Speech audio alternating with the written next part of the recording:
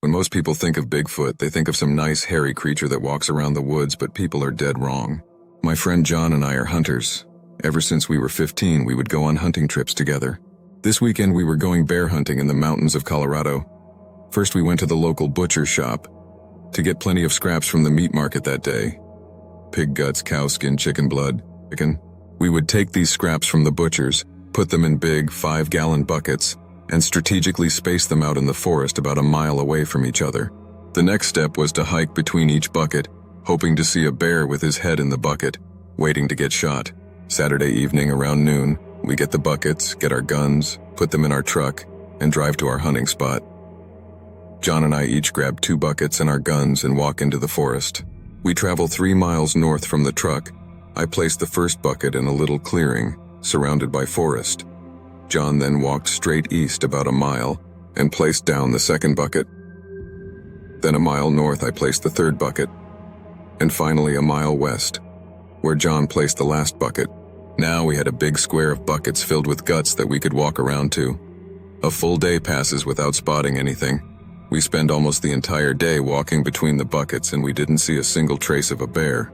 About 7 o'clock it starts to get dark, so we both decide to do one more loop between the buckets and then head home. We walk to the second bucket. No bear.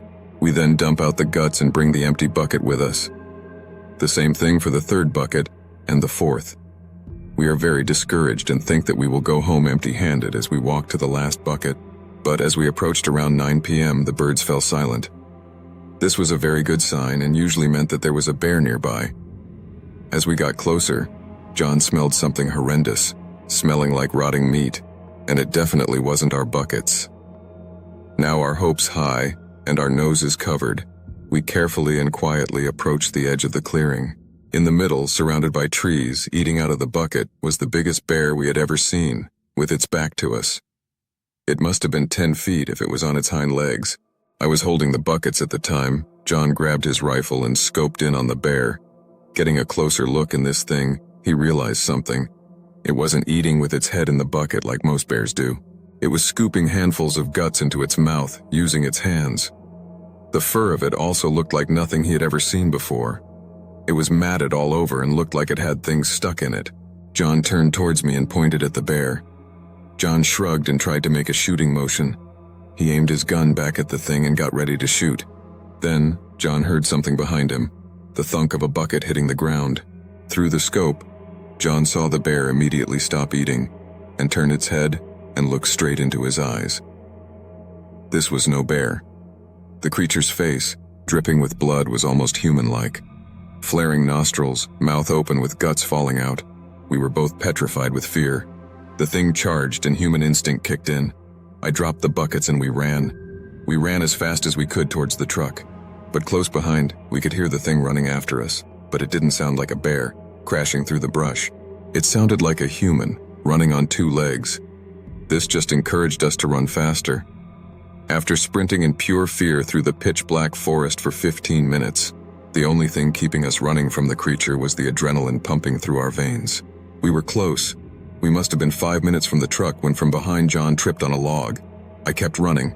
I heard the steps of the creature stop, but I kept running. And then through his crashing footsteps, I heard John's blood-curdling, heart-wrenching scream. It took all my willpower to not turn around for my friend. Finally, I reached the edge of the forest and saw the truck.